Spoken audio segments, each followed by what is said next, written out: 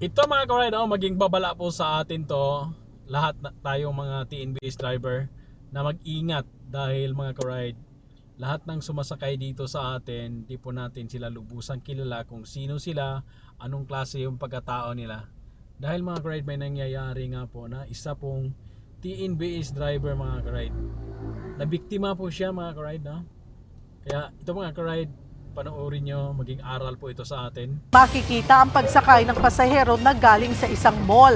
Habang nagmamaneho, ang TNBS driver, binuksan ng pasahero ang center console o storage ng kotse. Pasimple niyang tinangay ang wallet na naglalaman ng 2,000 piso. Ayon sa driver na si Alan Mendoza, itinapon ng kawatan sa ilalim ng driver's seat ang wallet nang makuha na ang laman ng pera.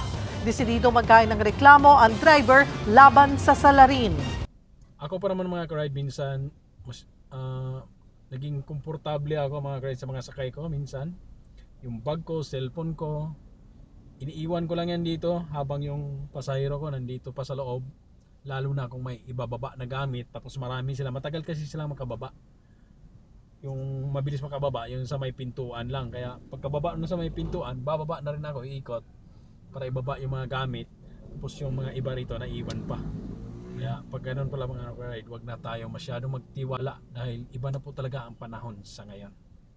Okay mga ride, ingat po tayong lahat. Ingat po tayong lahat sa biyahe.